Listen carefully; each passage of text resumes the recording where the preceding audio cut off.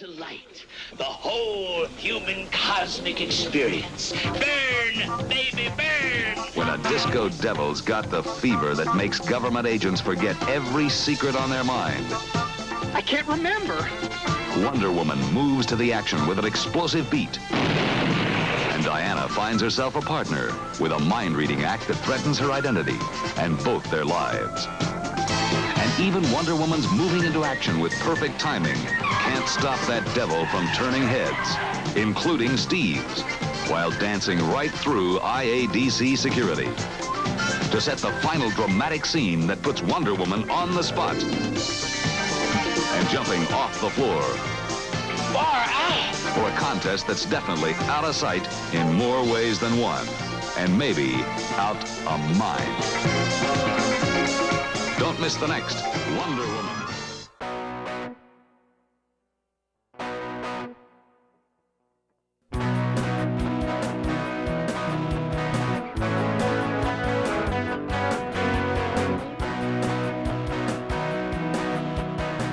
Battle of the Network shows. Join Rick Brooks and Mike Kogel as they explore the TV of the 70s and 80s through hand-picked episodes of their favorite and not-so-favorite series.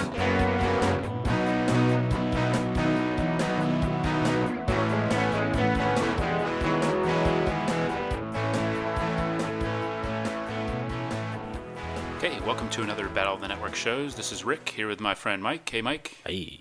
And today we've got a good one. We're going to be talking about Wonder Woman, one of the iconic comic book and really pop culture characters of modern times, I would say. Yeah, and this is our total sellout episode. Well, the point But being... we were going to talk about this anyway. Yeah, right. We saw an opportunity. Right, we're excited. It's a nice opportunity to revisit the TV show from the Battle of the Network shows era to sort of tie in with this big deal movie that's coming out, an event. Exactly. Of the summer movie season. Yeah. And so here we are with Wonder Woman, which, I don't know, I think a lot of people are aware of the character, this version of Wonder Woman. Mm-hmm. Would you say that, do you think the TV version is more well-known even than the comic book version? And I would say that just because everybody knows it's a comic book character, but there's been so much turnover. Is there really one iconic comic book version that people can identify with? To me, I don't think so, and I was literally just thinking about this a few minutes ago, this is the version of Wonder Woman I know best. Mm-hmm. Like, I haven't read a lot of Wonder Woman comics, so the ones I know are essentially the Super Friends and the Justice League animated series. Yeah. And I would say I would rank them probably this and the Justice League in equal favor, and I was never big into the Super Friends version. Yeah, the Super Friends version was a little generic, but but I did grow up on that. Yeah, that character. And of course, we may have talked on the show. I don't know, but I read more Marvel comics as a kid, so I didn't have a lot of exposure to her in comics. Whereas I know you were more a DC person. Well, yeah. Here's the thing: I was a big DC person, but I didn't read a lot of Wonder Woman comic books as a kid. But I don't think it was necessarily because I was, I'm not going to read a comic with a girl in it, but. Right. I read Wonder Woman was in Justice League. She was in the Super Friends comic books, and she was a character in other comics. Right. I don't remember the Wonder Woman comic being a big deal during that era, and I don't even know if it was a monthly regular title, like when I was a kid buying those comics. So, to me, it's natural that Wonder Woman was a big part of the comic book world, but this TV version was maybe even like the primary, and maybe even the first time I did see Wonder Woman and really thought about that as a character. Yeah. And even she was this pop culture icon, famously appeared on the cover of Ms. Magazine and things like that. But I don't know how many people. Clearly, people did read it, and DC kept it around, the comic around. So but it went through permutations, right? Like not long before the show, it went through the thing where she was like not wearing a costume. She was like sort of like a James Bond sort of thing going on. Yeah, more of a secret agent, and her powers were removed, and it was like more Diana Prince, or like Emma Peel or something like that. Yeah. Yeah, they tried different things, and it seemed like it just never was a huge comic book hit, but they kept, they had an interest in keeping this flagship character alive, and it was only a natural in the 70s when licensing became a big thing, and you had all these other characters going to the small screen and big screen. Mm-hmm. You know, why not give Wonder Woman a try? And you had like other characters like the Bionic Woman, sort of in this era, and there had been efforts and discussions to bring Wonder Woman to television before. There was like an ill-fated pilot by I think the team that was producing the Batman TV series in the late '60s. Right. And then there was the pilot for this series with Kathy Lee Crosby. Yeah.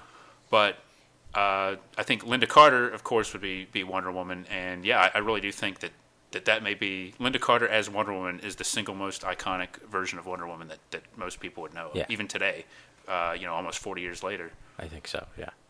And like on one of the special features on the DVDs, someone says basically that like the only other person who's embodied a superhero so well is Christopher Reeve. And of course, that's a version of Superman that a lot of people remember too. Yeah, now part of it might be Wonder Woman doesn't have a mask. Right. I mean, she wore a fairly revealing costume, let's face it, and she was definitely, I'll say it right now, was one of my first celebrity crushes probably. And as a result, I mean, it's just hard to shake that image of her, and she's so well. The show is not considered a classic by any means, but her version of the character, that it's probably hard for other people to live up to it in the sense that, like with this movie, I think people in their minds, even though the dominant version has been like cartoons or Justice League for years, people are still comparing her, like in their minds, to this image they have of like 40 years ago, a TV series that was modestly successful and made a cultural impact, but it wasn't a classic as a show. But I think people are still comparing everybody to Linda Carter. Right. And and there's a whole like say range of like a demographic, like like a lot of things like Star Wars from the same era, that it meant like meant something to 4 and 5 year olds and to 14-year-olds maybe. Yeah. Like it covered enough of a range that those people still are carrying that in their mind. Right. I'm still carrying it in my mind. Yeah. I mean, I have fond memories of the show. Friday nights. I don't remember so much watching the World War. The first season on ABC was the World War II years. Well, like I mean, if you look at the dates on that, I don't think either of us would have been, because the first season started out with some movies, and some of that's like in 1975. So like I was 2, and that's the year you were born, right? Kayfabe. Oh, right, yeah. We were alive. We were conscious, let's say. Yeah. And that surprised me actually when I kind of first was looking at the show. I'm like, it started in 1975, but then you see like it kind of spread out over time. So like the second and third season are like 77 and 78, and so by then they would have been in my sort of. That's when I, have conscious memories of pop culture.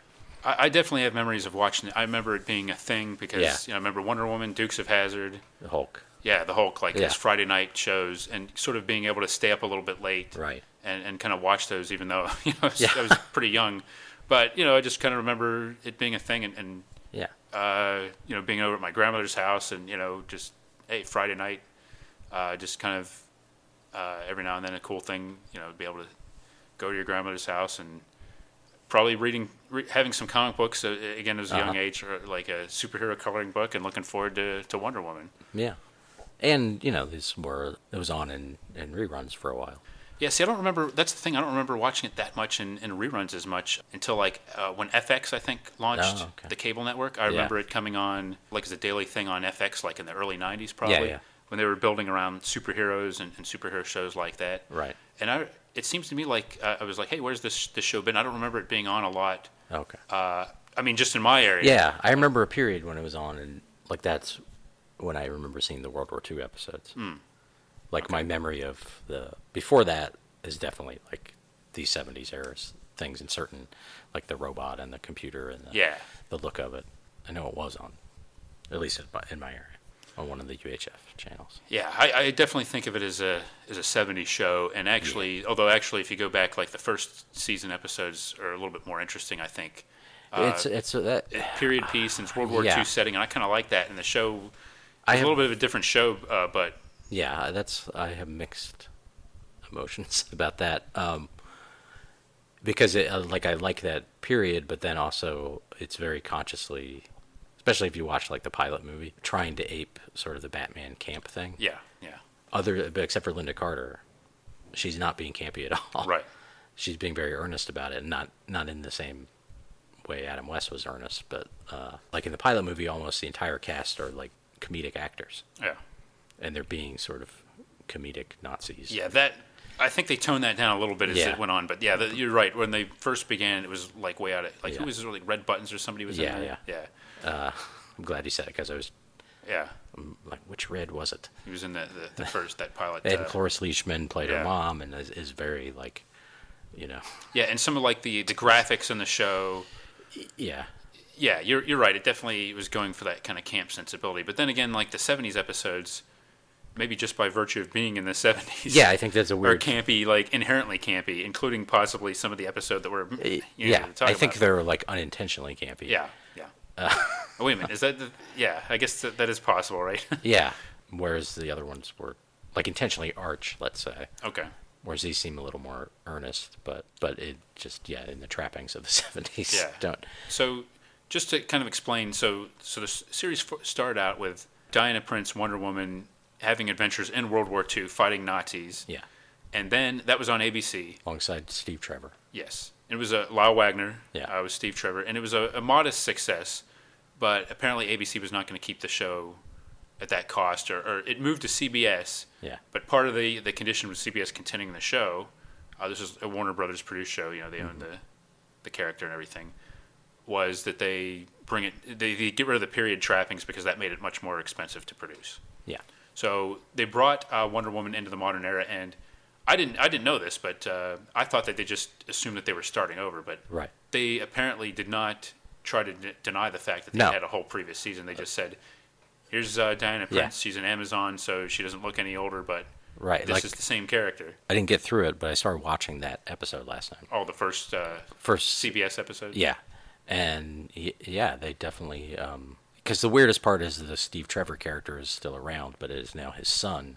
Yes. Who would have been alive during the World War II shows, but had no knowledge of her other than hearing stories later. She had no knowledge of him. She had because one of the elements of that first season is like this romantic tension between her and Steve Trevor. Yeah. It kind of raises an eyebrow about that. Like, was he just a soldier away from home? Yeah. Was he divorced? Right. So that's weird. And then I guess within the show they established very quickly that there's no possibility of a romantic thing between them now. Yeah, to the show's credit. Yeah. Like, that would have been pretty weird. Yeah, but so it begins with him on this plane with some other people, government people. They're flying to some made-up South American country to do something with a nuclear facility, and they're flying over the Bermuda Triangle, and some guy, there's like a guy, gasses everyone in the plane, is going to take over the plane, but then when they're flying over the Bermuda Triangle, that's, I think that's established in the World War II era, too, is that's where Paradise Island is. And the plane basically gets tractor beamed, for a lack of a better term, to Paradise Island, and they revive everyone. And Diana finds Steve Jr., but she thinks it's him briefly. I think they put it together because he happens to have all his paperwork on in his briefcase. That's handy. Yeah. So in the original part of her origin, and that's based on the comics, is that the original Steve Trevor crashed his plane, his Air Force plane or Army plane, on this island. They helped him back to health and found out about World War II and decided to send an emissary. And so all the Amazons compete in these games to see who's going to go. And even though the Queen, who's Diana's mother, doesn't want her to go, she wears a mask and she ends up winning the thing. And she becomes Wonder Woman, gets some magic gauntlets and all this stuff. So this time she wants to go back, and the mom, played by the third actress to play her, but is like, no. But then they have a vote, and everyone else wants her to go. And then her cousin challenges her.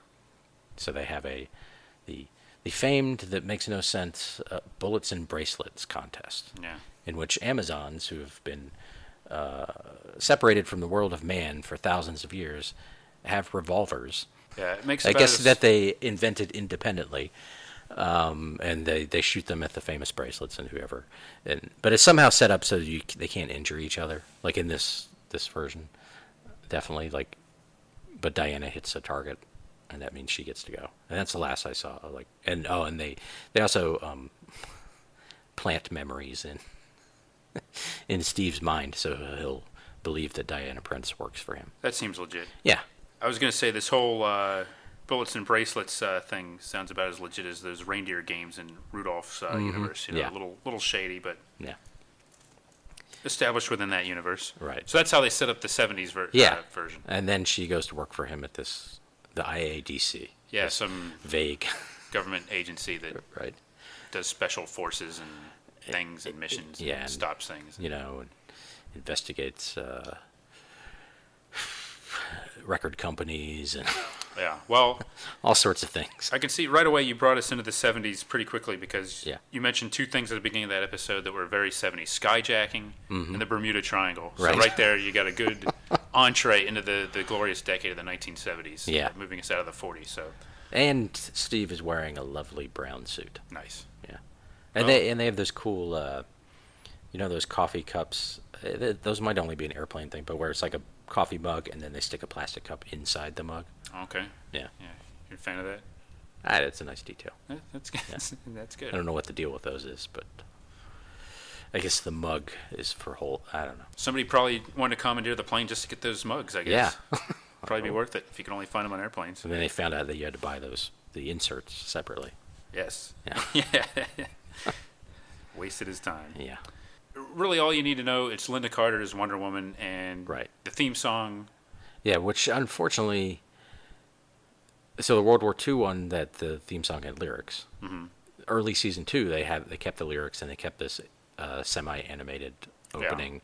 Yeah. But they adjusted it for the change because the original song like mentions the Axis and Yeah. stuff like that. But and then somewhere they abandoned that and went to an mostly instrumental version. Yeah, which I guess is a little bit more sober, but Yeah. you kind of miss the fighting for your rights in your satin tights. Right. The Yeah. red, white, and blue. Right.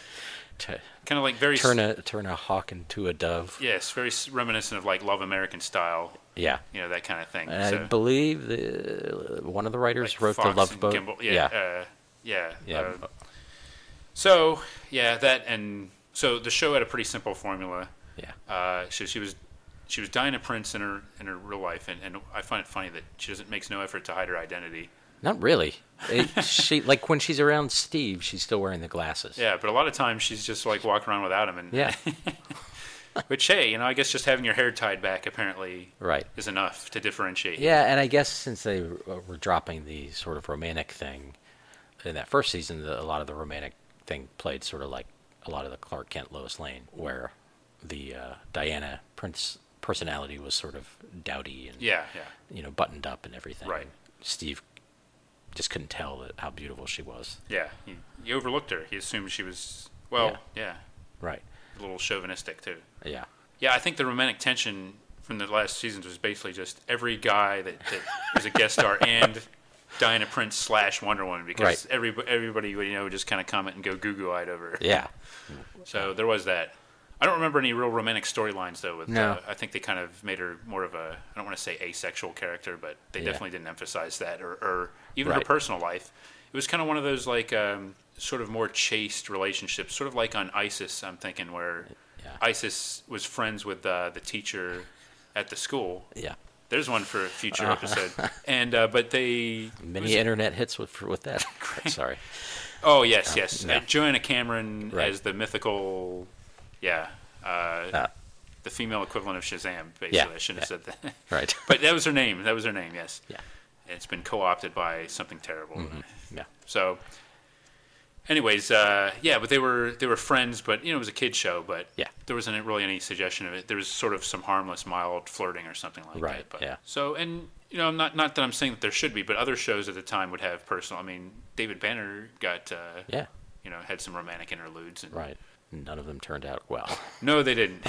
Maybe it's just as well Yeah. for old Diana Prince. Yeah. So the formula was she would fight crime and solve these things, and couple of times an episode, hopefully, you would get to see the transformation, where she would spin around and transform herself into Wonder Woman. Yeah. And you'd see like a couple of minutes of her Throwing running people. around, using her having bullets, bending something. Yeah.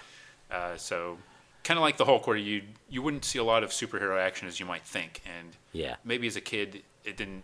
You'd be waiting for it, but you might not notice it. Now it's kind of like, man, there's not as much Wonder Woman in this show as you'd think there would be. I think the World War II episodes had a lot more of that. Yeah. And they, for whatever reason, toned that down, I guess, cost or... Yeah, possibly just action sequences were more Yeah. expensive and special effects. Yeah.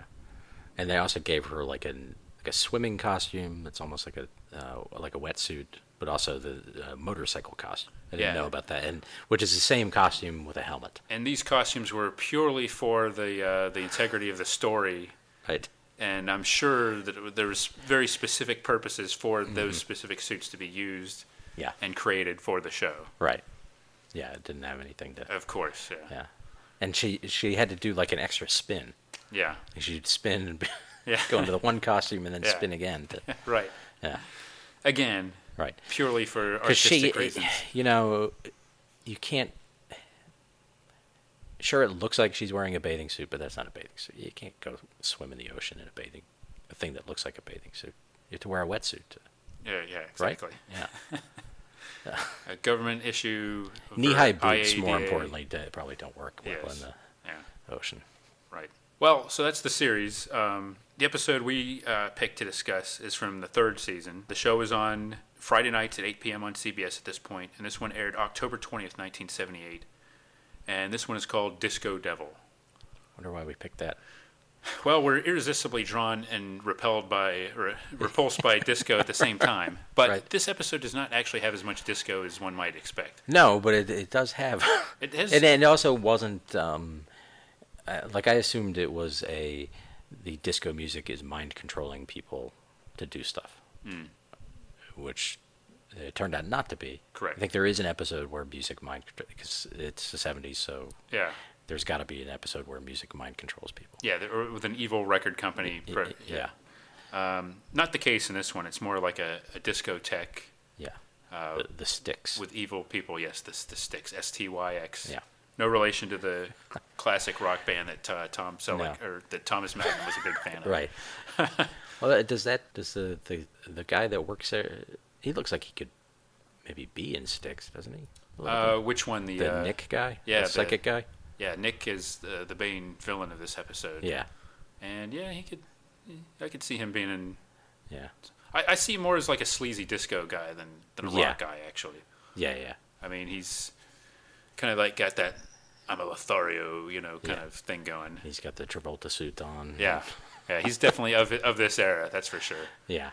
So there are scenes that take place in this disco place, but the plot revolves around, some people with paranormal powers, mind control powers, trying to do bad things. Yeah, the disco is the front for that, and this Nick guy can use his psychic powers to basically remove or move memories from the victim's brain to his own brain. Is to extract information, Yeah. valuable information that he can parlay. Right. So there's like a nuclear engineer that he does that to. That's sort of the opening scene. There is a lot of, like a lengthy bit of dancing in that. Yeah, I shouldn't opening minimize the amount of disco. I guess there's less of Wonder Woman in the disco than Right. I might have expected. Yeah. And we should mention that the DJ at the disco is played by Wolfman Jack. The legendary Wolfman Jack. Wolfman! Yeah. From, of course, American Graffiti and Yeah. Radio and the Happy Days cartoon. And Extremely iconic, especially in this era. yeah. But I very quick tangent. In Atlanta, later than this, but there was a furniture company, and the guy that owned that also called himself the Wolfman. And looked a lot like he had that same sort of beard Really? situation going on. And, their slogan was, something like, tell him the Wolfman sent you, or you think got he it from the was Wolfman. Or, Riding the coattails of Wolfman Jack, or do you think he was actually a Wolfman that happened to sell furniture? Because if he actually looked like that, I mean, I can't blame a Wolfman for having a similar look to Wolfman Jack. No. He's mad at Wolfman Jack for taking his look. I don't know. I don't remember any stories about Wolfmen in Atlanta, but maybe Wolfmen are just so assimilated there that It could be. it's maybe our whole image of like hillbillies having big beards and everything is just they're all Wolfmen. Did they?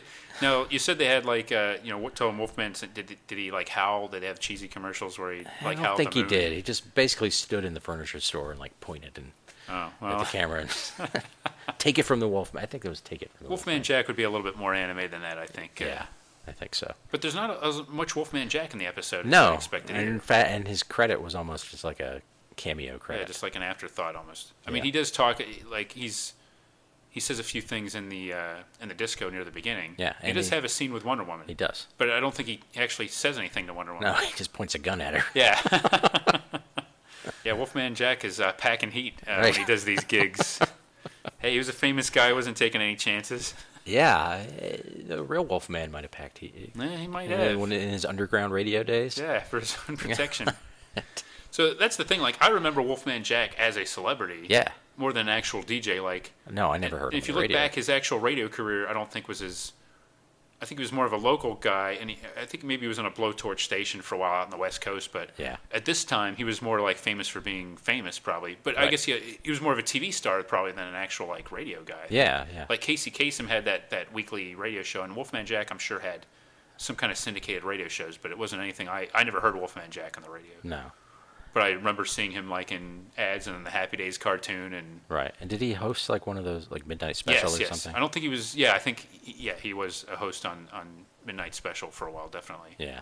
And yeah, it was definitely a presence everywhere.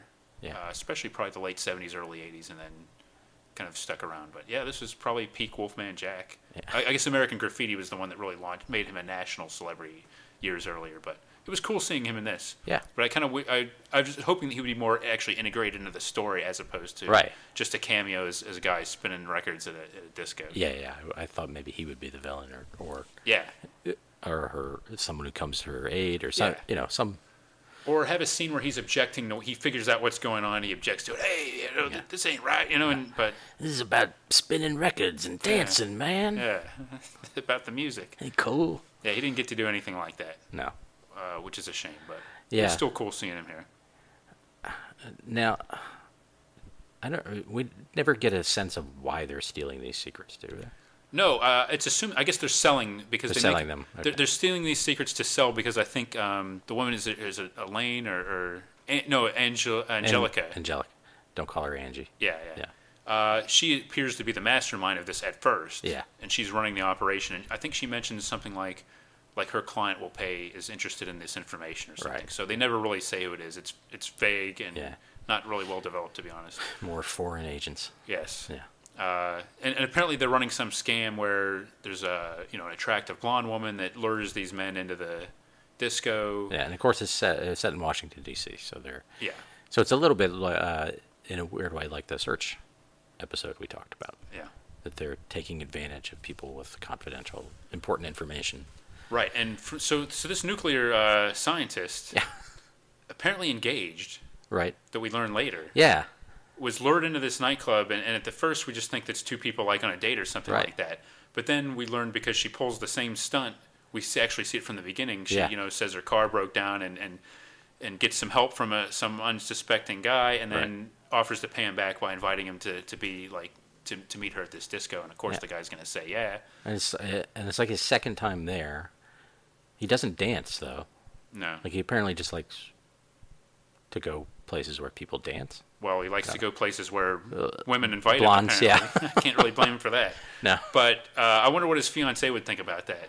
Yeah. It's interesting that he apparently went without his fiancée. Right. They sucked that memory out of him the first time. Yeah. Engaged? What? Yeah. So yeah, they're extracting memories. This Yeah. guy, he's using his psychic powers for Right. evil purposes, unfortunately. And unfortunately, extracting this guy's memories almost causes like a major nuclear incident. Yeah, I guess we should mention that. There's some thing, and he's the only one who knows how to turn it off once it gets turned on. Yeah, that's a good plan. Yeah, and first of all he's late getting there, and then he Bad sign. can't remember the code. Yeah, and so Which is, it sounds like it's like the code on like a briefcase. yeah, Like it's like, like 3 2-digit numbers. yeah.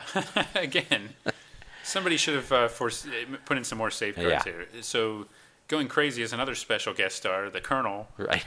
played by Russell Johnson, TV's professor from Gilligan's Island, Yeah, I missed that. is going. Even though he got like a special guest star credit or something. he's I just pretty much only in this scene is really gets to show his stuff. But yeah, Right. he's understandably nervous because if this guy can't deactivate this.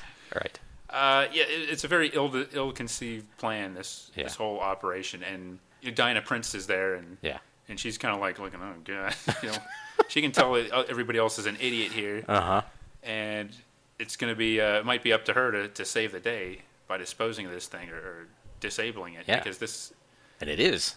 because the guy can't put it together. He can't recover enough of his memories. Yeah. So they run into a bunker, and she conveniently doesn't run in there. Yeah.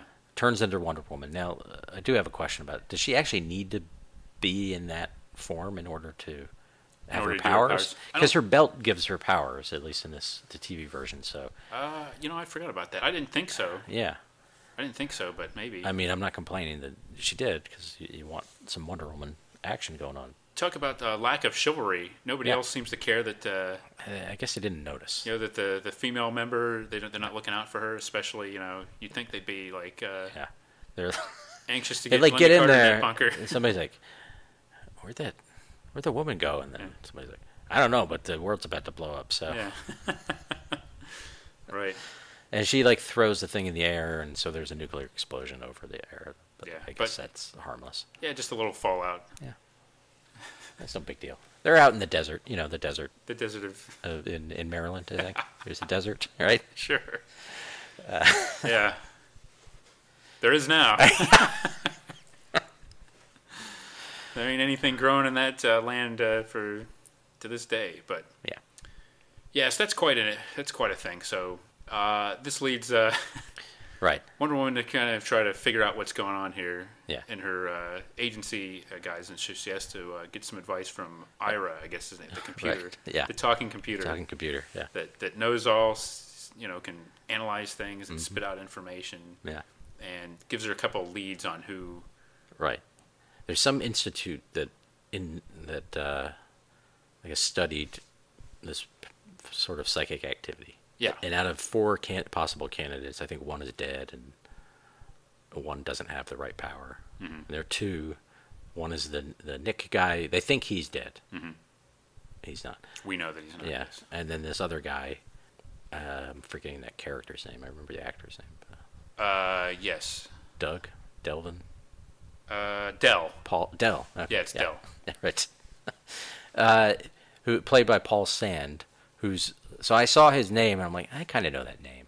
And then I saw the guy and I'm like, I kind of know that guy. Yeah. But then I had to look it up to put together that guy was that name. Yeah. But and he's working at like a trucking company, but he's not very good at his job. Yeah. He doesn't have the prototypical trucker look, does he? No, he's most people would probably recognize him if they saw him, but he's sort of a hangdog. Yeah, he had his own show for a while, but I think he was on a lot of like shows in this, like Love Boat and stuff like that. He turned Yeah. up too. He Yeah. did have his own show for a while, but yeah, he's still around, but I Yeah. don't think I don't know if he's semi-retired or something, but I haven't seen him in years. Yeah. But definitely, yeah, and he's definitely bringing kind of a hangdog, and he's sort of like afraid to use his powers. Really, Right. he doesn't. For he's good worried about reason. them. Yeah, well, they're pretty intense. Yeah, but they also distract. He's sort of like, he's just kind of dopey. He doesn't have like a purpose in life. No. He's aimless, and and probably as a result of sort of suppressing this ability that he does have. Yeah. He can't really find his his mission in life. Right. And he's tortured about having this power. Really. he is, yes. Because he has the same power as Nick. So, like if he shakes your hand, he steals memories from you. Yes, and he can do that, and he actually does it to Diana. Yeah. Like, with her, not against her consent or anything. Right. And he kind of does a little test with her and Yeah. figures that out. And then he basically shakes her hand and figures out that sees that she's Wonder Woman. Yeah, it seems like he doesn't quite come out and say that's what he saw, but Yeah. he knows that they were in the same place at the same time. Right. Yeah. Yeah, I think but he's gentlemanly enough to pretend that he doesn't know it or not, threaten her or try to use that to his advantage Right. or anything. And so the visual representation of the psychic thing is basically a whole bunch of quick cut between the faces of the people and the images he's seeing, and just a back and forth thing and like some weird music or something. Yeah, it's mostly editing and Yeah. not a whole lot of visual razzle dazzle. No, there's no pink cloud around his head or anything. No, unfortunately not. Yeah. So she recruits him to help her Yeah. track down the real evildoers. Right. But And there's he some knows the other dude guy. like following her already too. Yeah. On Like, half of the bad guys. well, pretty much they know the existence of each other, and Yeah. Nick knows this guy exists, and they know that he's a threat to Right. them. He could expose the whole thing, so they're trying to eliminate. Yeah. The bad guys are trying to eliminate Paul Sand and Diana Prince, Yeah. not knowing she's Wonder Woman, Right. but knowing that she's investigating it, and Diana Prince is trying to find what she eventually realizes is, It's Nick. Nick. Yeah. Yeah. And You're we do get a cool a scene where we at least see that even if she's not a Wonder Woman disguise, she can. She's got some fighting skills. I think I know what scene you're talking about. Yes, like this she is comes my home favorite part and this the- guy is in her apartment. Yes. And he attacks her, and she does the old, I guess it's the judo move, like flipping them, using their weight to flip them over Yes. her head. Using leverage Yeah. and momentum. Right. She doesn't say judo throw when she does it No. out loud, unfortunately. But my favorite part was what immediately preceded that, where she does a maneuver where she basically turns the TV on Oh yeah, yeah. to distract him, like some war movie is on. Yeah. So she activates a remote control, which turns the TV on, and then when the guy looks around, that's when she takes her move and Yeah. does this little jujitsu on it. Yeah, yeah, So I was like, yeah, awesome use of a remote control. yeah. And kind of unnecessary for her, probably. Maybe she does have limited powers in her civvies. Maybe, yeah. I'll go like it's not really civvies though, because she's a No. superhero-wise Right. civvies, yeah. Yeah. But it seemed like a little unnecessary, unless if she's so committed to hiding the fact that she's Wonder Woman, you'd think she'd disguise herself a little bit more. Right. I also think she wouldn't have like a picture of Wonder Girl on her. No. She Yeah. doesn't have a picture of Wonder Girl. Her Justice League membership card. Right, yeah. Her 10 years in the Justice League plaque sitting right above her TV. Yeah. That's a little clues, yeah. Although she probably didn't expect strange men to come bursting in her apartment. No, that's a little weird. So yeah, whether as Wonder Woman or Diana Prince, she's definitely no pushover. Yeah. But ultimately she's got to go to the disco to really get information. Yeah, right? because so they put the Dell into hiding, but then Nick uses his powers to infiltrate the IADC and wipes or steals memories from Steve, Yeah. and then he just stands there. And Trevor's a strong-willed dude, so Yeah. you can tell that these powers are strong if you can take Steve's memories. Yeah, and boy, what memories he must have. Oh, indeed. Lyle Wagner-looking guy in the 70s. Oh, yeah. Yeah, Nick should have lingered and taken a few more of those for safekeeping. How had he not been to the sticks yet? Yeah. Yeah, maybe he's just pretending he doesn't know anything about it. Yeah. So they kidnap Dell and take him and hide him in the disco club. And Yeah. so then, Diana has to go dancing. Yeah, very little dancing. Very little Although dancing. She does get hit on right away. Yeah. Not surprising. Oh, and that's right. Because they don't get him for some reason. They don't get him at the hotel, but they use the blonde to lure him Yes. to the disco place, and we get to see Paul Sand doing some horrible dancing. Rudimentary dancing. Yes. Yeah, they're really just like almost just standing in place. Yeah, it's not really he's not really able to cut loose. I don't really like to dance. Yeah. He's got a very like Alan Arkin quality to him. Yeah. Yeah. He's kind of entertaining. He's definitely a contrast to the other personalities in this episode. Yeah. He's no Nick. Right. That's for sure. So he's there, and they've locked him up, and then Diana shows up at the disco and has to fend off my other favorite character from the like the disco creep guy. Yeah. Another like a stock character, you mean? Yeah. Yeah. Just from this episode, besides her. Yeah. and Oh yeah. He's and in an earlier scene. Dell. Yeah. Yeah. And he's just like he's like It's like, hey, come on, and just kind of that assertive. Right. Like, 70s hey, macho. what's your number, baby? Yeah. Unlisted. Yeah. I mean, that guy, I'm sure, the next question out of his mouth would have been, he would have asked for his astrological sign. Yeah. At some point, she throws him across the room. Yeah, yeah. Not necessarily a deal breaker for him. No. Yeah, and also, Diana doesn't really put on like some kind of weird disco outfit, which is kind of surprising. No. I mean, she's more just like. She said, I like her. I like her civilian clothes. So. Yeah, I'm just saying. They're 70s, but they're. It's got more a like nice look to something 'em. you'd wear just to Yeah. a nice night out. It's not necessarily like, okay, let's put Linda Carter in this some Right. ridiculous disco outfit. Like, Yeah. Sequins and. yeah. Yeah. She saved that for her variety show. Right. I'm sure she had plenty of them. Yeah. Yeah. So. Yeah, I guess the disco aspect is a little underwhelming to me. Yeah, and that club, it's TV. They can't afford a lot of extras. No. The club never looked full. No, it didn't. It looked about half full. Yeah. I mean, maybe they're just going at off hours, but yeah. I guess things really heat up after the after parties at the Sticks. Right. We don't see any drug use in the Sticks. No. I was surprised. There's at that. an entire room made of mirrors. Yeah, actually, and when at the beginning of the episode, Yeah. when the woman brings the nuclear scientist guy back there, Yeah. I thought that there was going to be some kind of allusion to some kind of illicit activity back Right. there. Yeah. But it wasn't. Instead, she leaves, and this psychic guy comes out, and Yeah. And it kind of like, because we see it later with Wonder Woman, she's in there. Once the door shut, you lose track of where the door is. yeah. So because- and you can't, and there's no way to open the door from that side apparently. yeah, it's kind of a cool effect. I mean, Yeah. you see that a couple times. This room of mirrors. Yeah, and she even does her transformation in the room of mirrors. Yeah, which is cool. Yeah. But then she has to bust her way out. Like did she use her tiara or something? Yeah. Or no, she uses a bracelet. Yeah. There's some point she throws a tiara at someone as like a boomerang.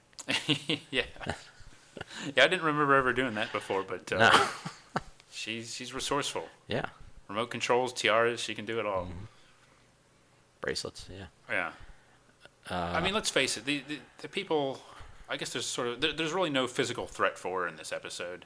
I mean, I guess even like Wolfman Jack pulls a gun on her, but she just takes the gun and twists it into Right, and if he had fired, we know what would happen there. right, Bracelets. ineffective. So Yeah.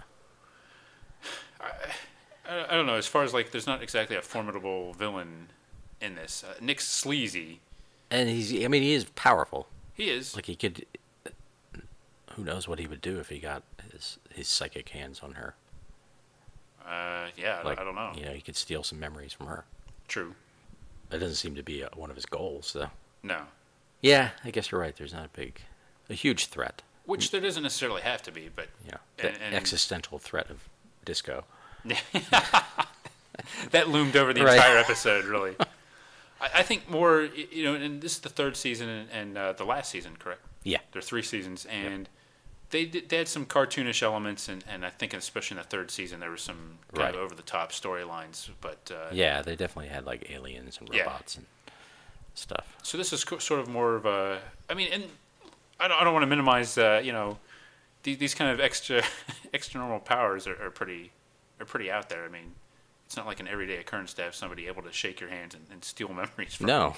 you. So there is that. Yeah. But I'm just saying it didn't really pose much of a threat to Wonder Woman. No. I was confident in her the whole time. Yeah. And she really isn't the one who resolves the story either. No. Her presence helps, but the real threat, Dell, is the threat to Nick. Yeah. Because they were told at this institute if they use their powers against each other, it would basically Like wipe them away. neutralize each. Yeah. Yeah. Wipe each other out. Yeah. And so Dell chooses to do that after he had chosen not to steal someone's memories. Mm-hmm. He had made I think he says later, like the first real choice of his life. Yeah. And so the psychic powers are neutralized, and Dell's a good guy. Dell's a good guy. Proper people are arrested. Mm-hmm. Assume the Sticks got closed down. Yeah, probably. Yeah. Hopefully it got reopened. They probably had all kinds of stuff when they raided that place. Yeah. I'm sure they found all kinds of stuff in there. All the secrets and Yeah. yeah. And Wolfman Jack Yeah. moved to Atlanta to sell furniture. Right. Yeah. started totally fresh. Yeah. Russell Johnson probably got promoted several times. Mm-hmm. Yeah, the next time he shows up, he's the general. Yeah, he's a high level. I'd like to think he probably got a high ranking position in the Reagan administration, probably like as a NATO officer. Mm-hmm. And Paul Sand, what happens to I think he's just gonna he doesn't have his power, and he's like, for the first time in his life, he wants to go like do something with his life. Yeah. So I don't know if he's going to continue to work for the IADC, or he just has a visitor badge or what. But yeah. He's telling them at the end, and a little funny bit where he goes to shake hands with Diana, and she's like, recoils a little bit. And then he's like, it's fine, you can do it now, or Yeah. whatever.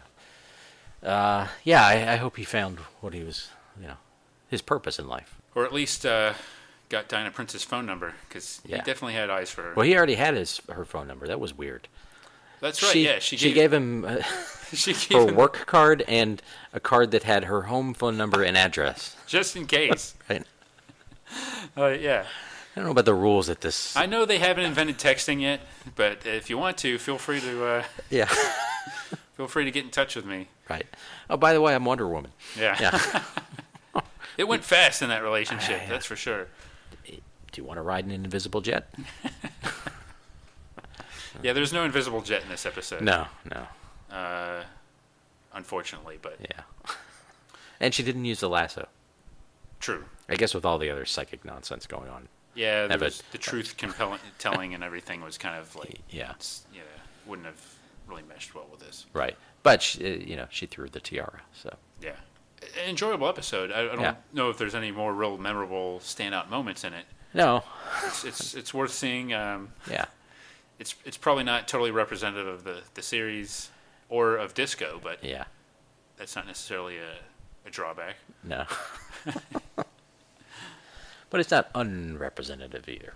No. It's especially if it's like this third season. I mean, Yeah. this is pretty much what the show was. She has a case and she does thing. You And, see some Wonder Woman. There's you're gonna have some cheesy '70s elements. right. She helps some cool guest stars Yeah. do something. Right. Never a huge hit, but did well enough for a couple of years.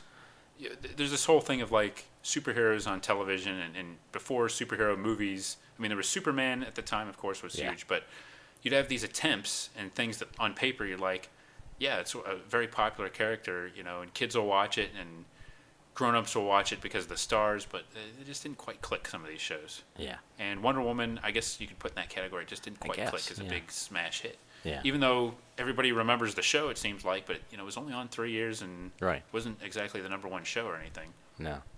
I was in the same room as Linda Carter one time. Really?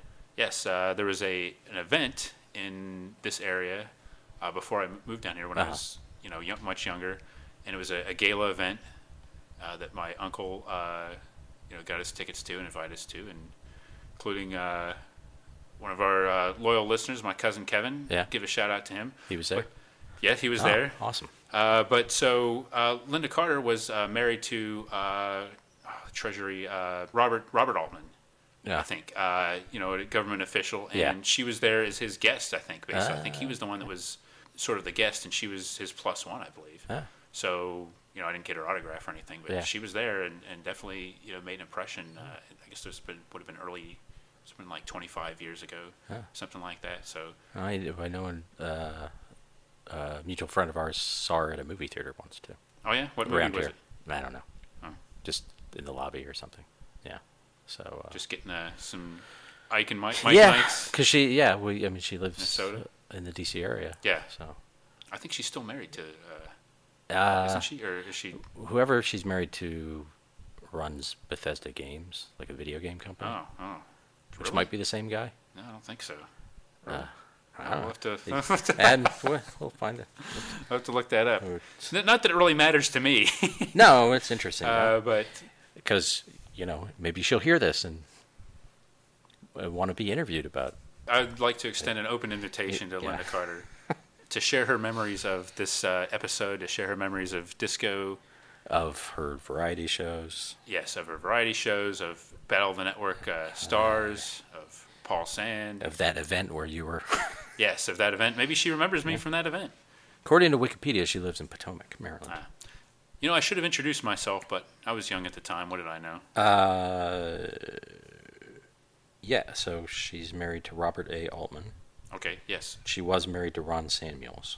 Robert Altman is the one I'm thinking of. Current chairman of the board of ZeniMax Media, parent company of Bethesda Softworks.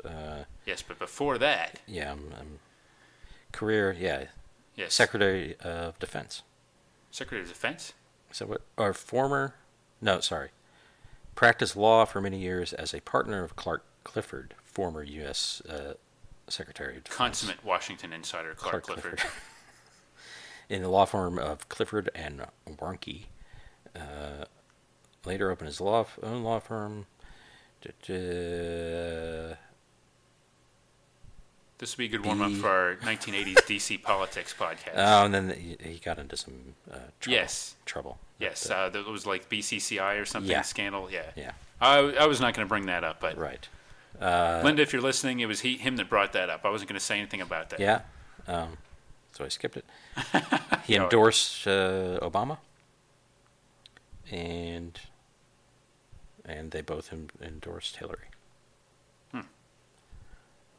But it doesn't. I don't see any government post for him. Okay, maybe I'm. I must be wrong. Maybe he was a big shot. Yeah, he's clearly a big shot. Not a undersecretary or anything though.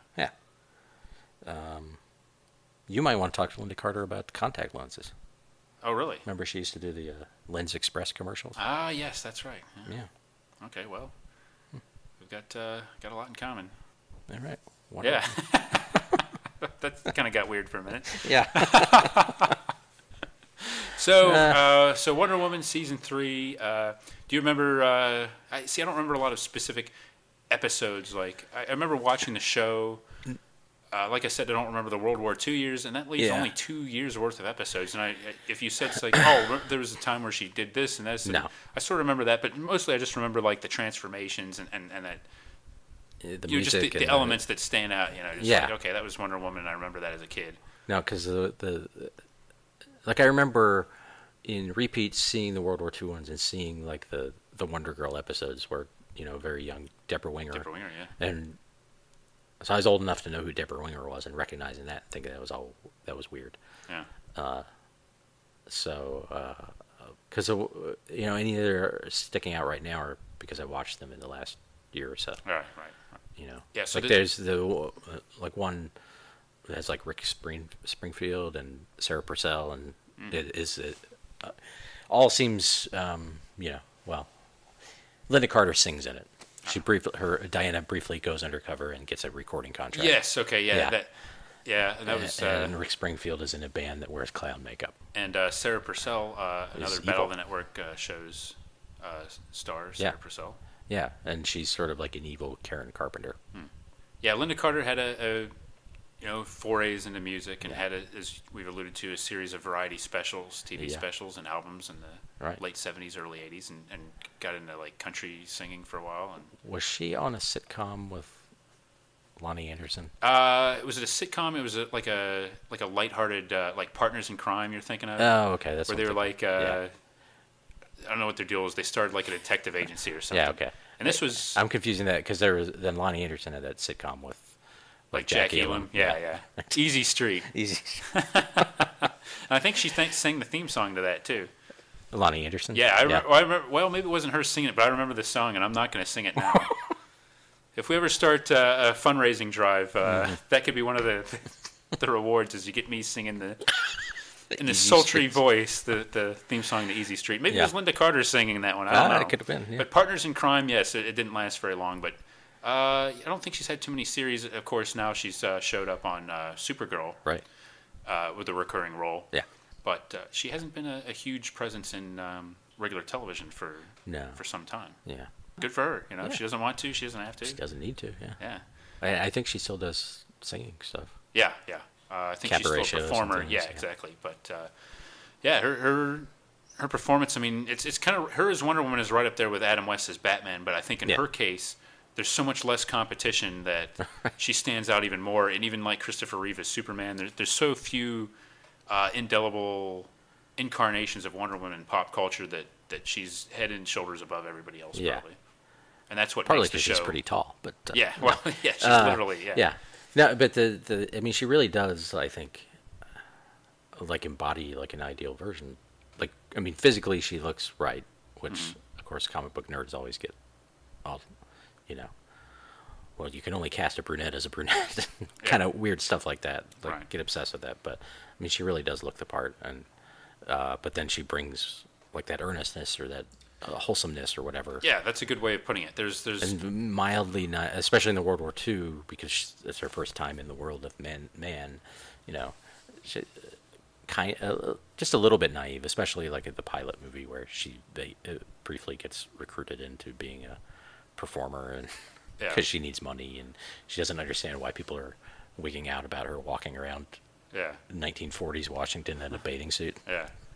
Well, throughout the years, that character has been, despite not being American, like a sort of an American ideal. Yeah. And that was what they were going for, is this all-American, wholesome, like you said, image. And yeah, she pulled it off. Yeah. And that's kind of what makes the show memorable today and worth watching beyond just, you know, glimpses of late 70s disco culture. And what about Lyle Wagner? What's there to say about What about him? Well, it seems like, especially these later seasons, he kind of didn't have much to do. No, and as a matter of fact, I think he was not happy. He did not. Yeah, that's true. Yes. Apparently, he resented the fact that I think he had some unkind things to say about Linda Carter, and thought that she was diminishing his role in the series. But I mean, really, come on. Right. I mean, it's Wonder Woman. Yeah, and he was on the Carol Burnett show and had and I guess screen tested for Batman. Right. So he had been, you know, he was an accomplished performer before this show, but really the Steve Trevor character was never a big deal in the comic books or anywhere else. And there's only so much you can get out of him. He's basically there to be the guy. Right. Like in many other shows, it would be you'd have the girl kind of there. So I don't have a problem with that. I'd rather see Linda Carter than Lyle Wagner. No offense, Lyle, but so I don't think he had a great time working on Wonder Woman necessarily, which is kind of a shame. But to me, like, the most interesting thing about him is that he started the Star Wagons company, which you know, makes supplies trailers for actors, which is a pretty interesting idea. And that's why it has it's wagon with 2 G's, because Wagoner. I mean, you see I guess I don't know why you would see those. They just show up on shows where, like Curb Your Enthusiasm or something, you know, where someone is on a set and you see it. Like a normal person wouldn't just see those, because we're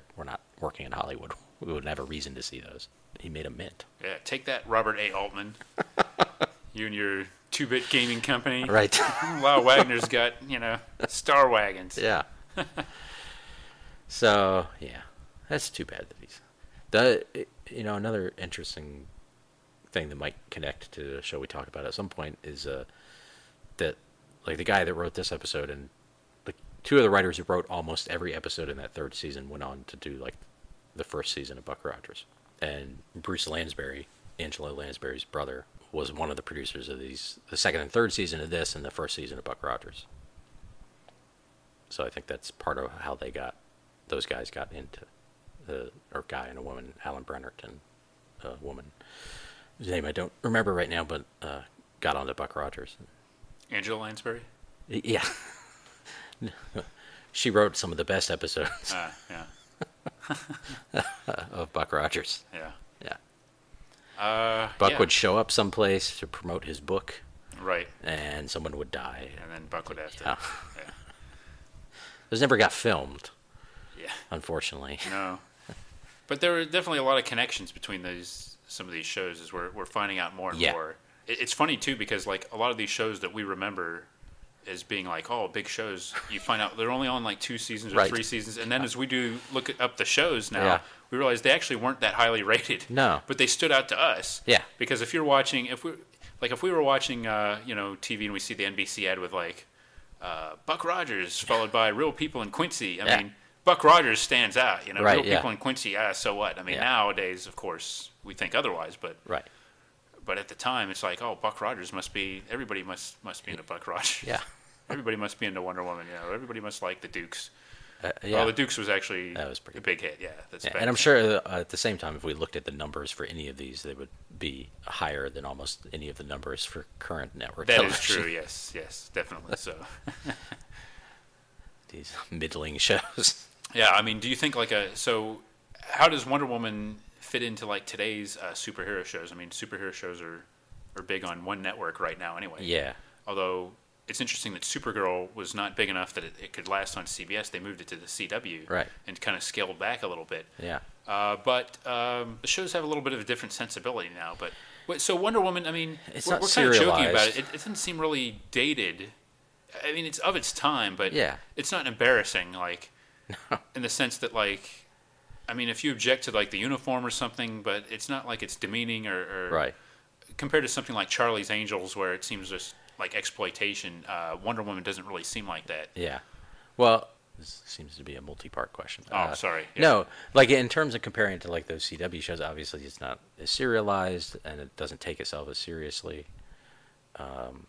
Although, I mean, you know, depending on the show, they're able to laugh at themselves a little bit. Here's, Like so the whole planting false memories in Steve Trevor Jr.'s brain thing, you know, I'm sure it never came up again on that show. Whereas on, you know, if it were the CW's Wonder Woman, that would be like the secret between the characters would ultimately like cause them to hate each other for 2 or 3 episodes. And maybe that's not necessarily a good thing. Yeah. Like, I think it's kind of refreshing to look back on a show that, like, oh, okay, it's not serialized, and it's like one, Right. every episode is self-contained, Yeah. and you don't have to worry about that kind of thing yeah, and yet they were willing to acknowledge the continuity from the previous. of this previous season that existed on a different network. Yeah. Like they could have just, you know, started over. Yeah, I'm really surprised they didn't. Yeah. I think the other big difference is, like all those CW shows that we see today, they have, like, it's all about this extended family and extended cast of characters. But Yeah. Wonder Woman, we're talking about Wonder Woman and Steve Trevor, but Right. who else? Nobody else stands out. I mean, it's just There's not a computer. It's not. Yeah, there's Ira the computer. And then there's like a separate robot thing. Yeah, but there's just not this cast, and she doesn't really rely on other people to help Yeah. solve her stuff. And this is despite them having like 5 more minutes to tell the story each, you know, Right. 5 to 7 minutes more that they could have had these character bits. Yeah. It's more about bringing on guest stars, and I guess Yeah. the Incredible Hulk obviously is the same kind of thing because Yeah. he's moving around. So nowadays you seem to have like the support team, and it's all about relationships Right. and friends and stuff. And Yeah. this was more just straightforward and I guess less ambitious in a way, but Wonder Woman's a grown up. she is. She doesn't mess around with that stuff. Yeah, she doesn't need- These CW people, they're, you know, they're grown up to age teenagers. Wonder Woman's a grown up. Yeah, she doesn't need to worry about feelings and But she doesn't brood. She doesn't, No. you know.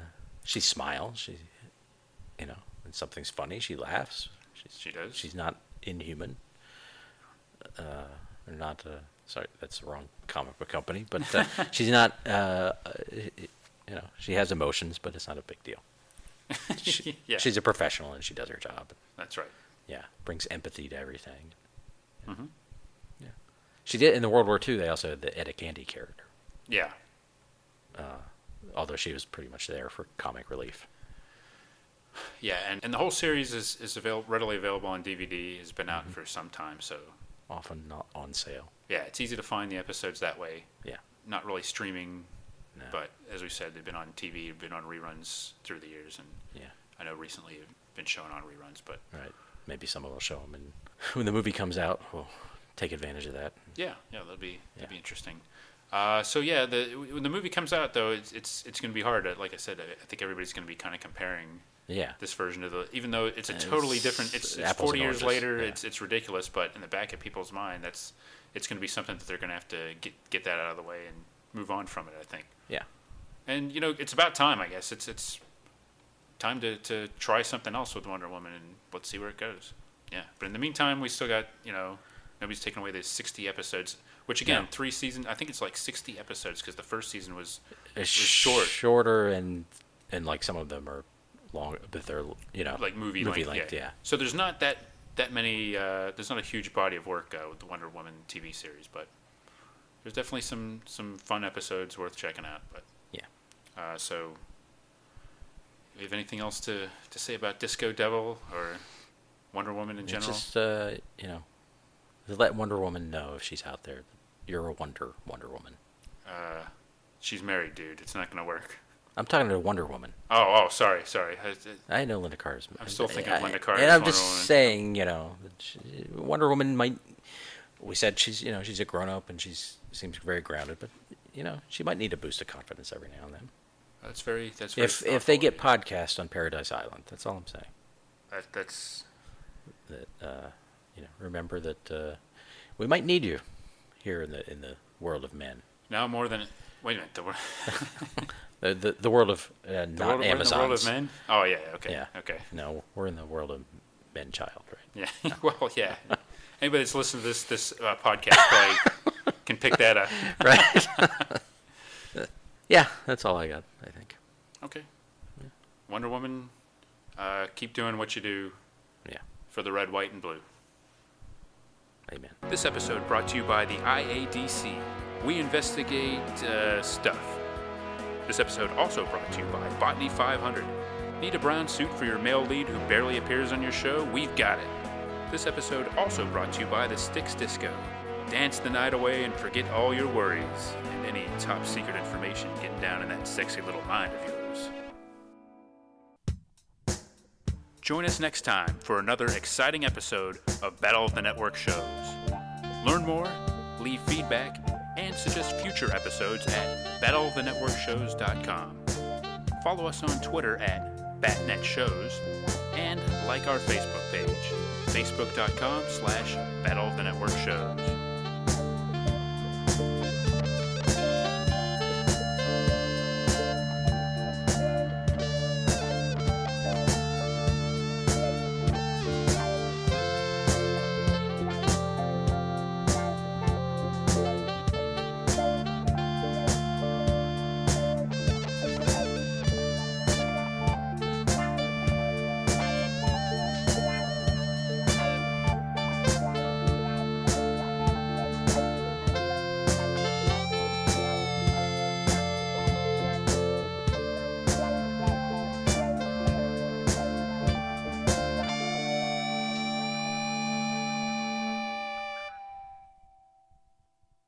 Wolfman here. You've got to see the price to believe in at Gallery Furniture. Hey, Wolfman, where's Donna now? I'm in New York City, but I'll be back soon. Miss you. Well, Donna's gone. I'm dealing. Like this. Floor lamp, $19. Recliners, $88. Headboard, twin, full, or queen, $20. Four-drawer chest, $39. That's Gallery Furniture, 2511 Roosevelt Highway in College Park, and 1600 Browns Bridge Road in Gainesville. And hey, ask for the Wolfman.